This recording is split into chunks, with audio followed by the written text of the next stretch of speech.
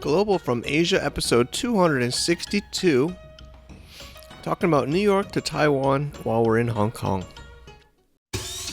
Welcome to the Global from Asia podcast, where the daunting process of running an international business is broken down into straight-up, actionable advice. And now, your host, Michael Michelini. Greetings from a pretty sweet hotel in Ningbo, city in Zhejiang province in China. And I'm on the road again. This podcast keeps me on the road. I hope everybody's having a super week. It's right smack dab in the middle of the summer, at least depending on what you define summer, but July seems like a middle of the summer kind of month, and we're in the middle of July. We are getting so close to the cross-border summit. 3 months away or so, and we will be opening up tickets to early birds soon. So if you're on our email list, you'll be getting that later this week, and if you're our member, a GFA VIP, you'll be getting even more amazing opportunities. So just keeping that in motion, pushing it forward. This week we have a pretty interesting interview. I was at the Rise conference. It's one of the biggest startup conferences in Asia, or if not the biggest. Fourth year, I believe. Been to most of them here at GFA. And we brought for you a pretty amazing entrepreneur. She's got a lot of energy. She's really enthused, and it's relevant. She's from Taiwan, came to New York. She traveled all around the world, actually. Ended up in New York for a few years, found her passion in design, and made a software startup to help e-commerce companies using AI to create all this content or social media or even e-commerce content for their multiple channels. It's a pretty smart little tool, and before we get into the tool, we talk about her story and her journey, of course, coming back to Asia. And we met in Hong Kong, and it was a pretty interesting conversation. I had a little media pass so I could get into the media booth. A lot of gear here I'm carrying around, and ran out of battery in the middle, but I had a backup solution. So I think it's a pretty amazing interview. I hope you guys enjoy episode 262 of Global from Asia. I'll sneak in a little blah, blah, blah, some things I learned at the Rise conference, and a little shout out to amazing people that helped out covering the event with Global from Asia. Lorenzo, Lucien, we had amazing people, Francisco, we had Ivy. You'll be seeing articles from them. If you want to check out our contributions about what we saw at the Rise conference, it's at globalfromasia.com/rise-conference. It's a whole little mini site there. We're building out amazing content, as always, here at Global from Asia, and I hope you enjoy. And now let's tune into this interview. I also snuck a little photo with her at the media interview area. Try to put some stuff on the show notes if you want to see that, as well as the full transcription.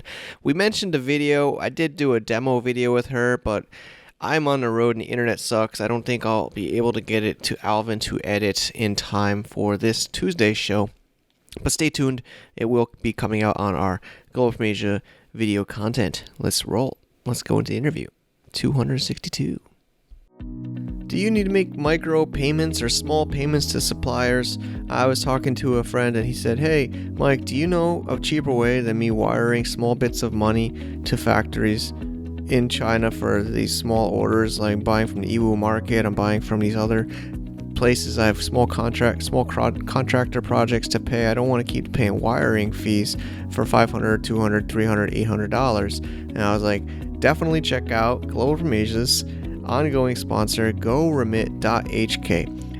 These guys have been supporting the show, and I've also been using them for years. You can fund the account from your Hong Kong bank to their Hong Kong bank, pay just a domestic fee for that, and top up as much as you see suitable to use, and then make payments to mainland China, Philippines for your VA, your online team, Thailand for your rent like me, and other places around the world. I hope you can check them out. Tell them GFA sent you. They're awesome. All right, thank you everybody tuning in on our Global from Asia podcast. We're here in the Rise conference in Hong Kong 2019. So as some of the listeners know, I like to kind of scope out startups, and while there's not too much e-commerce, and it's mostly like SaaS companies and others. Today I stopped by my friends at Startup Stadium, and Holly introduced me to one of her startups, Jennifer. Hi guys. Hey. So we got some story. I think it's gonna be good. It's gonna be a little bit of education, a little bit like your story. Yeah. So, Holly's like, oh, here's Jennifer Chen from Dipp Yes. Inc. So you're a Taiwanese, born, what in China they call it haigui. Do you know what a haigui? Yes. Like A sea return to turtle. yeah. So you're kind of a sea turtle, right? Yeah, for sure.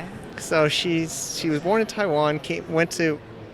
I'll let her maybe explain, but she was in New York for a few years, but came back when? Just recently? Last year, March 2018. March 2018. Yeah. And then, but you seem like Australia, UK, US. You want to give us a little bit of your background? Of course. So thank you, Mike, for having me on the show. I'm Jen, co-founder and CEO of Dipp, and we're a SaaS platform that specifically help consumer retail brands do better digital marketing design. And like Mike said, I was originally born in Taiwan, and I lived in Taiwan for until I was about 12 years old. And then I moved to Australia. I was in Australia for middle school, and it was just me. Like, my parents didn't move with me. My parents have always been in Taiwan and China. It was just my, I guess, adventurous soul. Okay, wow. At 12. At 12. Wow, right? that's hardcore, man. Kind of ridiculous. I think I was still be considered running away from home in the US. Right. So a lot of my friends said, like, were you a bad child? Yeah. Did you misbehave? Is that why they sent you to a boarding school?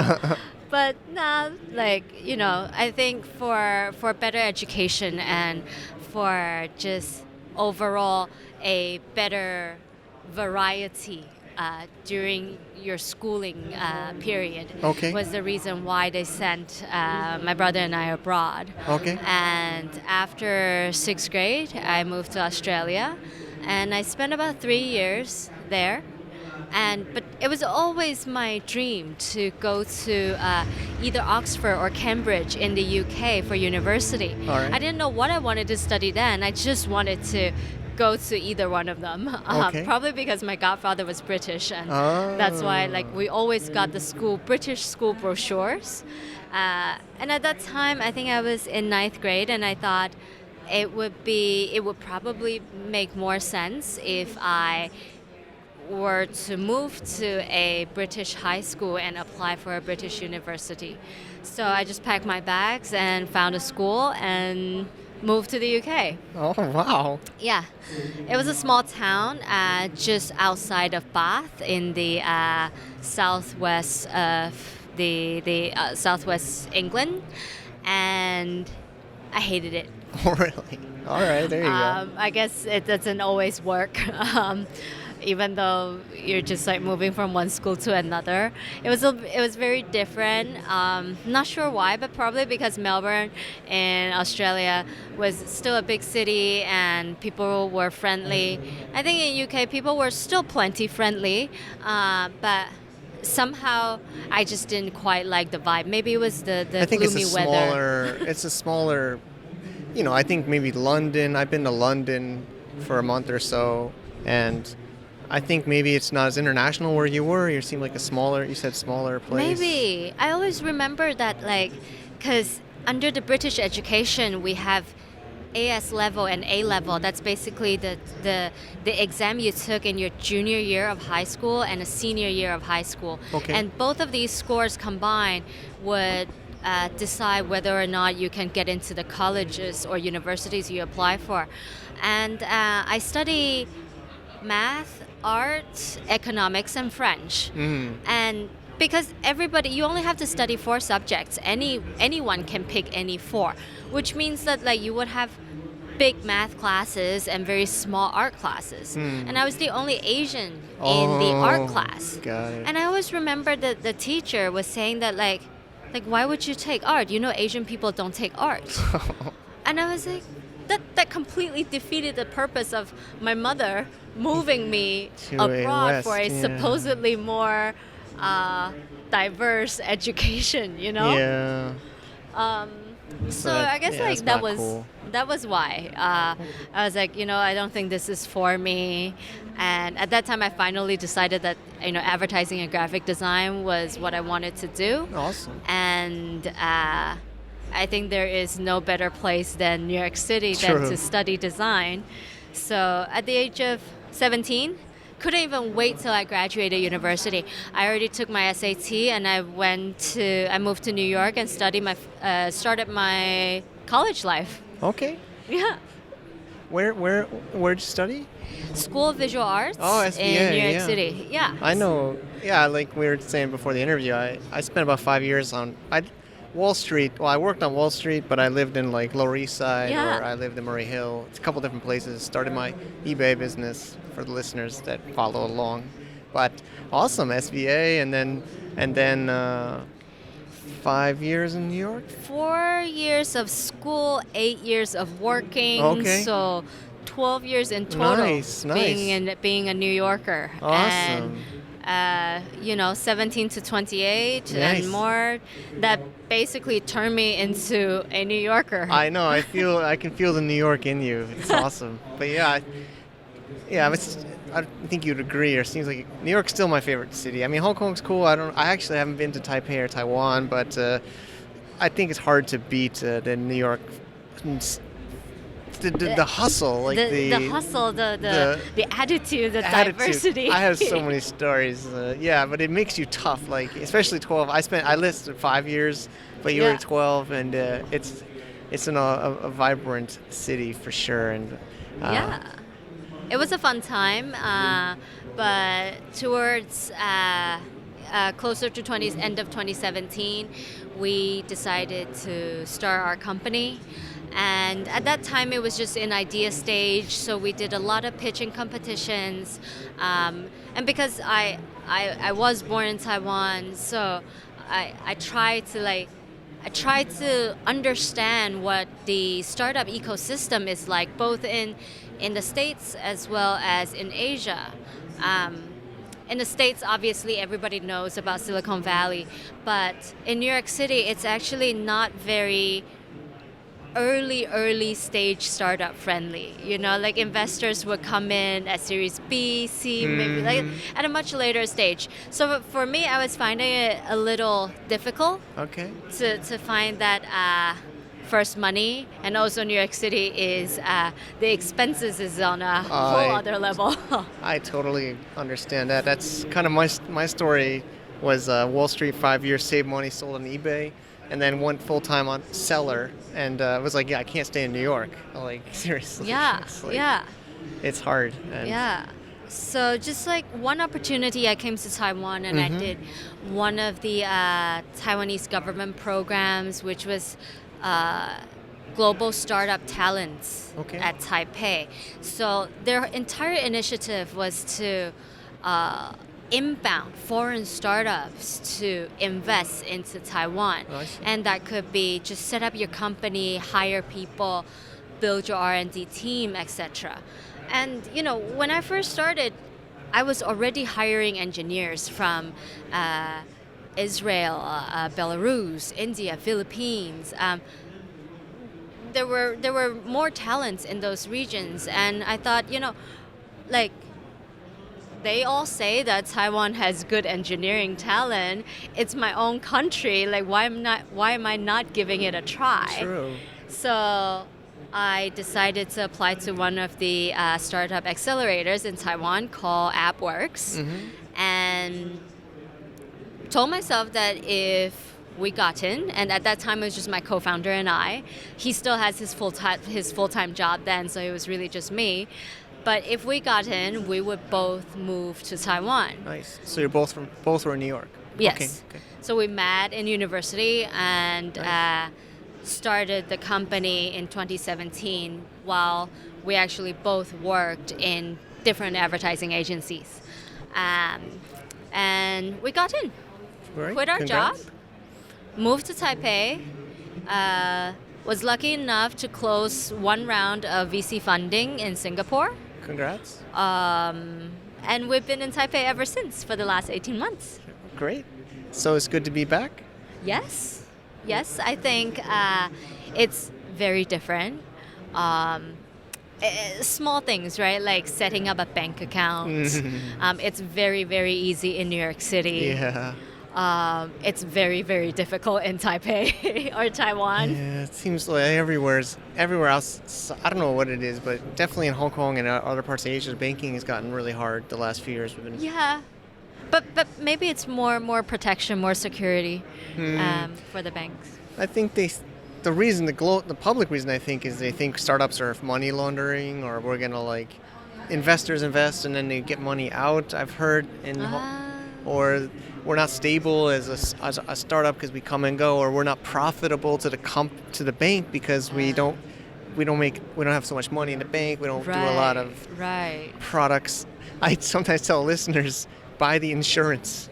I don't know about Taiwan, but in Hong Kong, if you buy the insurance, they'll pay more attention to your norm because they make money on the insurance. I see. Sometimes that's a little tip for some people. But so 18 months, and then we met at the startup stadium. Yes. You're part of. Actually, I don't really fully understand. I know it's a space. It's a program. It's a program. It's almost like an incubator, but with a membership system.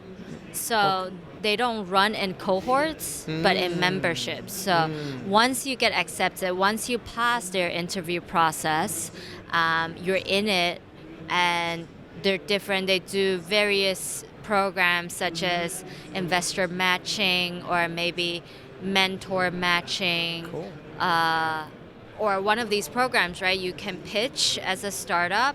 It's a 1-minute pitch without slides. Okay. And the selected startups can basically be a part of these conferences. Okay. So this year there were 15 startups selected out of, I think, over hundreds of startups who pitched. And 5 went to Collision in Canada.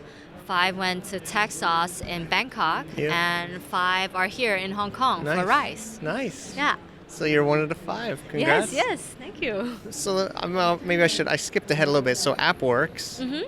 And then how was that, or how did that go? Or is that still happening? Yes. So AppWorks is one of the biggest startup accelerator in Greater Southeast Asia. So that's Southeast Asia plus Hong Kong and Taiwan. Okay.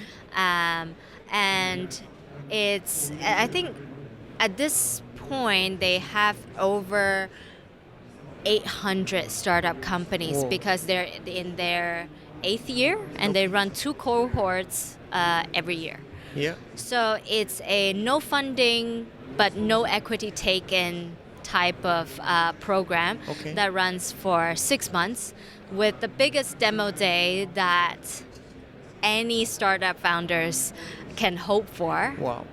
In Taipei. And you really get exposure from investors, media, different corporations that can potentially do pilots with the startup companies.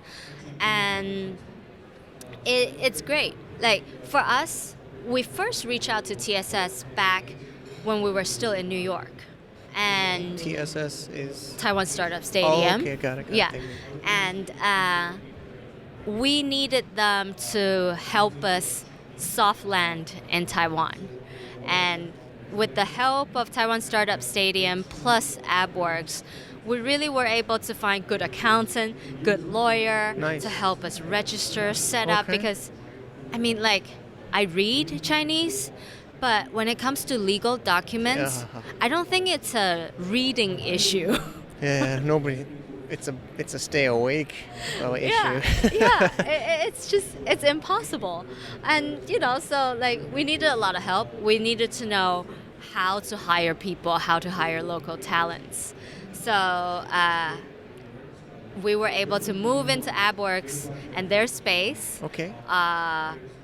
Set up our office there for 6 months. So we were there from March to August, September, and then officially move in as a startup who pays rent starting September. Okay.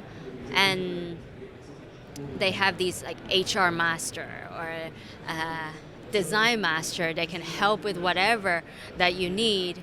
And the HR master help us set up like, okay, these should be your job description. Like there's certain formats and you can look on XYZ platforms and these are the salary standards. Okay. Like we didn't know any of those things. Yeah, it's helpful for sure. Yeah.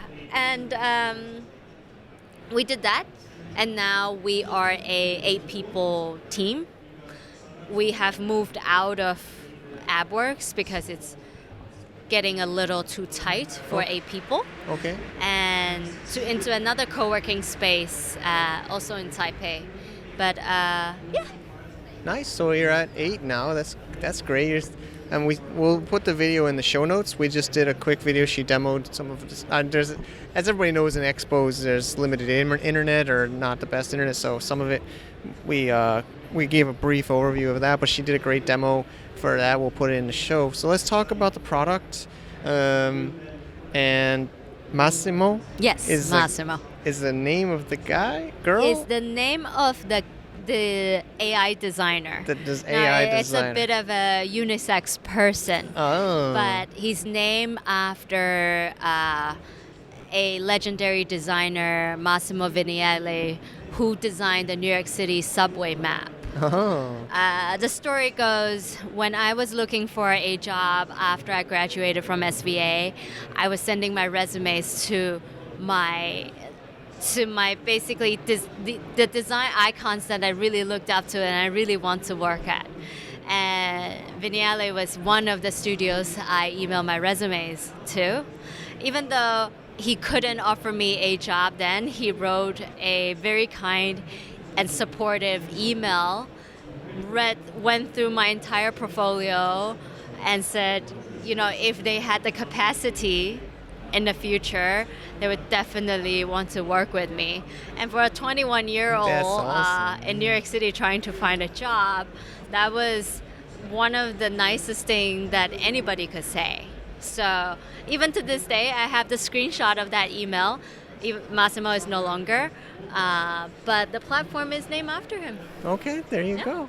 And so yeah, I showed me the demo, and I'll try my best to say it first before you clarify. But it's AI optimized graphic, so it's kind of like, it's true. Like you're targeting SME e-commerce sellers, from what I understand, that want to go multi-channel and don't also know. They have maybe you can even help with finding images, but they can also upload the images, and then like you got to put text on images now, right? It's banners. Everybody needs these banners and all these social media graphics and different sizes for different platforms. So you're helping kind of like do that? Yes, we use various algorithms to help design all the banners you need on any digital marketing channels.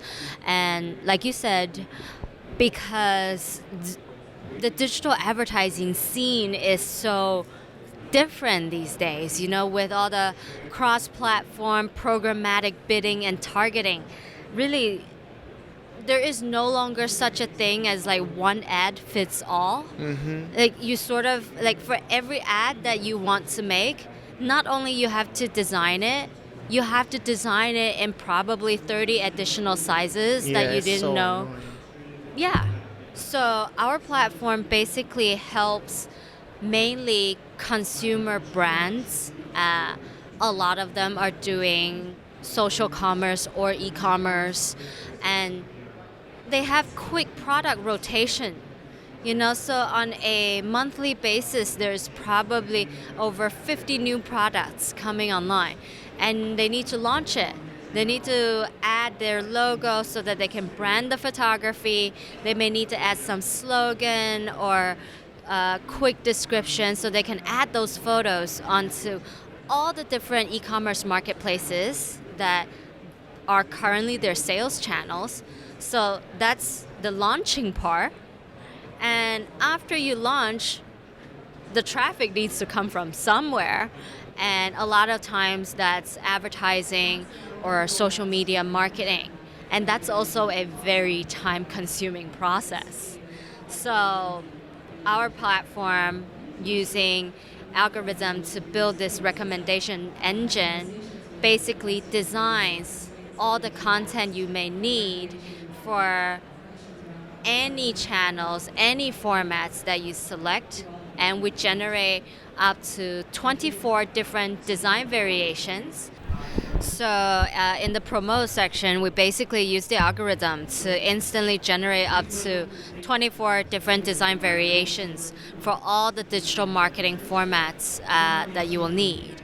And as a active digital marketing brand, it's not just designing and publishing. You also need all the variations so you can do an effective split testing, which is why we give you so many variations. Not only that they have been predicted to have a higher click-through rate out of thousands of possible combinations, you can also select from the 24 5 of your favorite ones, do minor edits, and tweak it to a point where you're ready to publish, and you can publish 5 at the same time.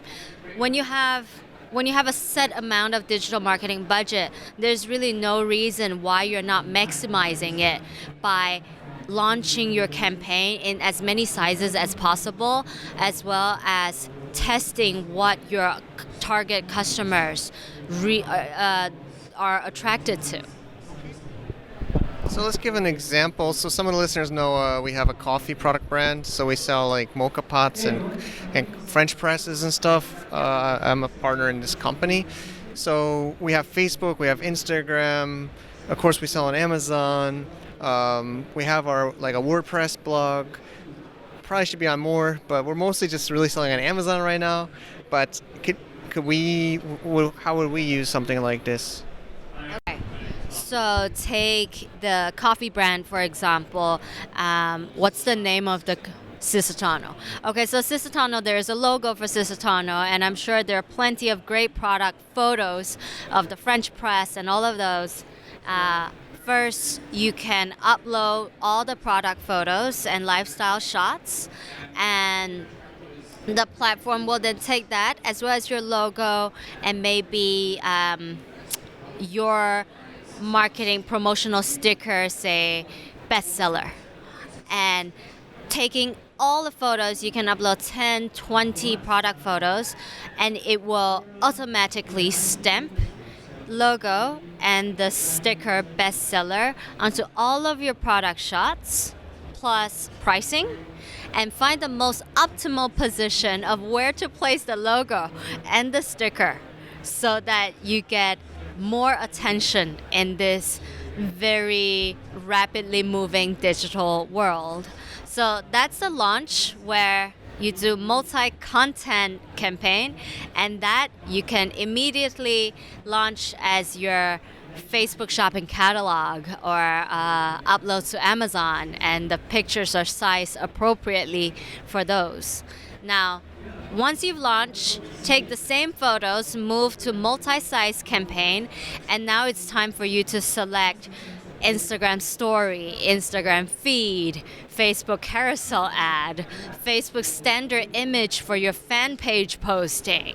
So select all those sizes and take your French press photo as well as maybe your coffee bean photo, because that's a combo you're currently selling. Your logo is still in there. A marketing copy could be, what is it that's coming up? Is there a holiday coming up? Well,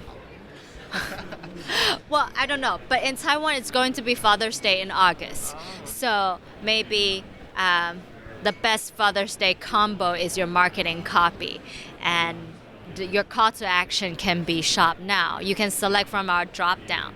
Now, what the algorithm is doing is analyzing the product photos that you've given us, given the platform, and the sentiment of your marketing copy. So taking all of those inputs that you've done, we are then able to give you 24 different design combinations, and you can preview it directly on the platform. It's not going to cost you anything. So you can just look at them. They load 4 at a time. So remember to click more ads down the bottom.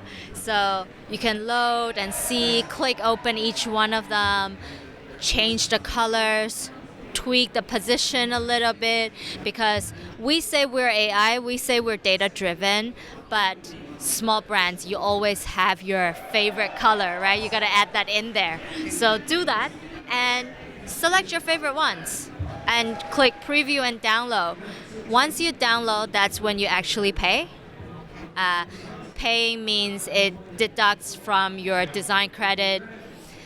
The images get saved into your local, and they are sized exactly for Facebook, for any platform, so you don't have to worry about the dimension or the file size. Everything is done to the T.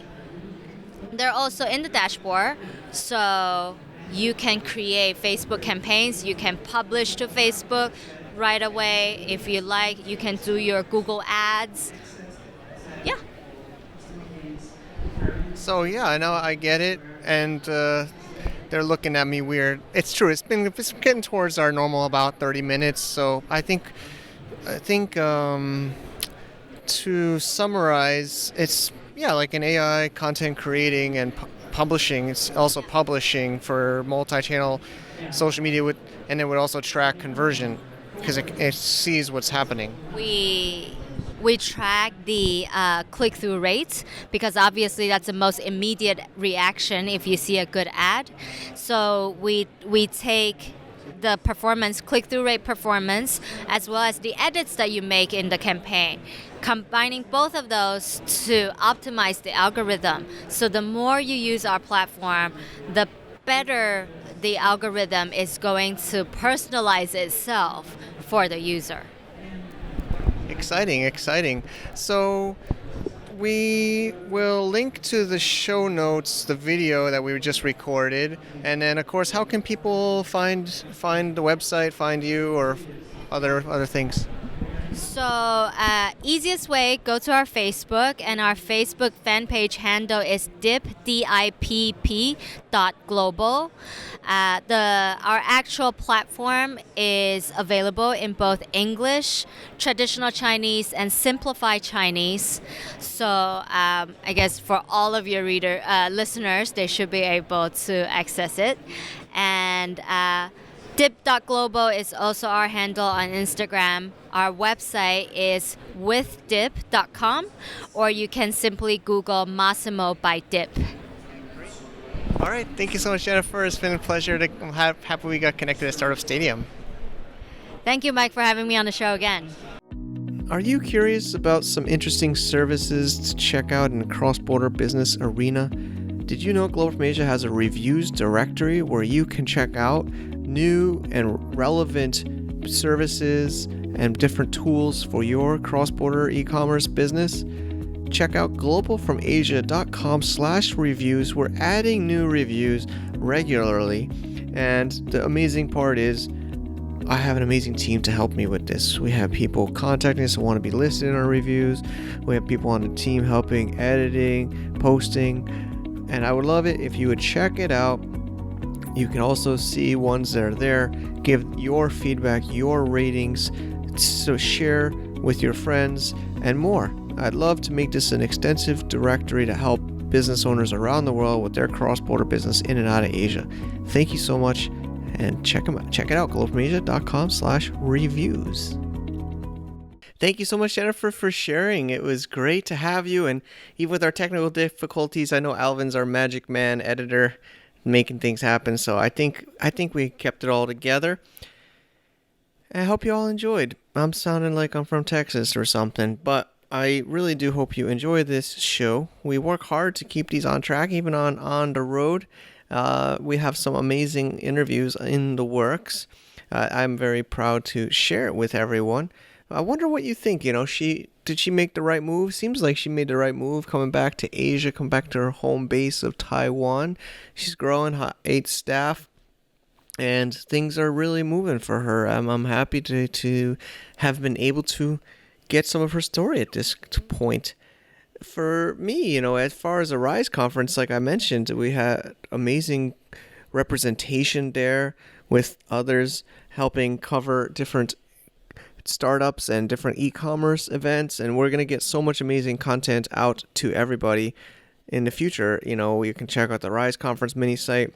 We're building out all these ways to get you more knowledge and information of what's happening in cross-border e-commerce and Asia business, Amazon, of course, and other things. So I hope everybody is enjoying that, and it's just really hard for us to keep everybody up to date with everything that is happening here. We got just so much content. So if you have any suggestions of guests or different ways, my voice, some people don't like my voice or the way that I sound too young. Actually, I'm doing some consulting here in Ningbo, and I met them, and they're like, "Whoa, you look like 22 years old." I'm like, I'm like 38 or 37 or something like that. 1981. But yeah, we keep it real here. But as far as what we saw at Rise Conference, there's a lot of stuff coming out of Southeast Asia. I think Lorenzo Lucian and Ivy Francisco and I saw a lot of stuff in Thailand, Vietnam, Philippines for e-commerce. I mean, there's local marketplaces. There's some really interesting new ways of logistics coming out. And just like I said earlier in the show, we've had a lot of interesting things coming out of there. Also in Hong Kong, we did a video interview with a exchange platform for baby clothes, which I think is very much needed in Hong Kong because the clothes is so expensive. Life is so expensive in Hong Kong. So by you being able to, buy secondhand clothes and sell secondhand baby clothes as kids grow so fast, you're just basically throwing stuff out. It's also really good for the environment. And as far as what I saw at the Rise conference, they had Patty, the founder of Web Summit, do a press conference. I rushed over there at the media room to get some exposure to what they're talking about with their perspectives. And I asked a question about Huawei or the tariffs. What is more painful to China? And he admitted he didn't give me a direct answer, but what he was talking about the Huawei side, and what he said was in Japan the same thing happened with the U.S. The U.S.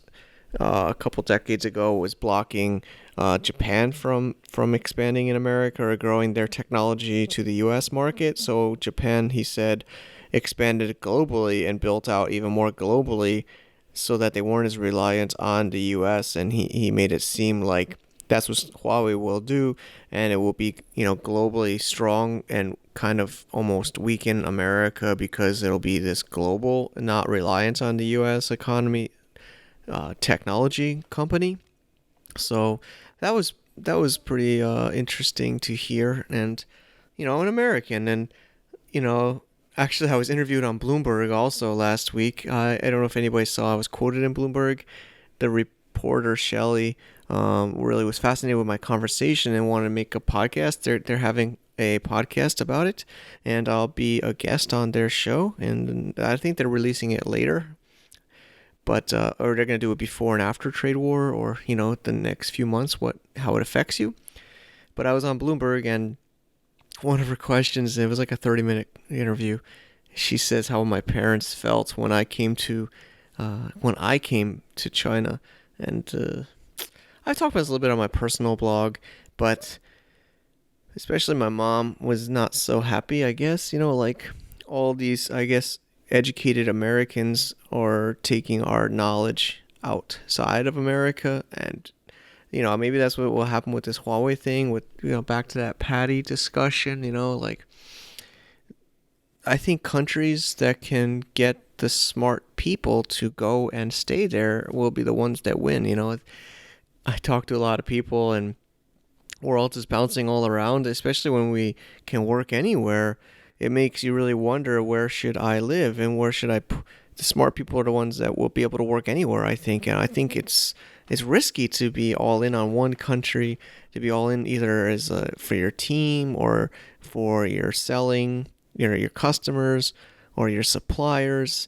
I think all this trade war stuff is just going to force us to be more diversified with our customers, with our suppliers, with our team, I think we're just going to have to be more and more remote, more and more online. I think that's at least what I'm thinking. I can't really be in a physical location. I don't trust it. And we're in our blah, blah, blah, and I'm not really talking about the Rise conference too much, but we have a huge section about it at globalfromasia.com/rise-conference, where you can really dive deep into a lot of different articles we'll be publishing over the next couple of weeks. But that's what I'm really working. That's what I'm so excited about there. I was there for a day. I had to come to Ningbo to do a consulting session for some training for a factory, and these guys are really amazing, and girls to step it up at the Rise on behalf of Global from Asia. And we got amazing content coming, and things are moving. So that's my goal. I can't be the only person to do everything, and I just need to have good people that are want to help in the community. So we have the membership, and we have these events, and we have more ways to have contributors. Bennett Little, I'm not sure if he listens to the podcast. Bennett, if you're listening, let me know. But he's a contributor. We have globalmedia.com/news, and he's writing Global Gab column. So it's like a discussion about the economy and international business, and that's amazing. And we're just working really hard here to keep things rocking and rolling. I think I'm done for the blah blah blah. We are just, I don't know, maybe I'll get some new people help hosting this show. I'm just really excited that we get more and more people on the team involved. April's doing amazing. Mark Ramos is doing amazing with the cross-border summit planning. We got people that want to Huachan Bay tours we've had on the site for a while. We got some big groups coming in from Europe. We have people on Iwu tours. So it's just really amazing. I just want to see Global from Asia become bigger than me, because I'm a pretty crazy up and down kind of person, and I need some more stable people with stable projects coming in, which seems to be happening. So thank you, everybody. Thank you for listening to this session. I wonder if you're still listening. I think, Lorenzo, I think you're listening all the way till the end. So appreciate that. Have a great day, everybody. Bye-bye. To get more info about running an international business, please visit our website at www.globalfromasia.com. That's www.globalfromasia.com. Also, be sure to subscribe to our iTunes feed. Thanks for tuning in.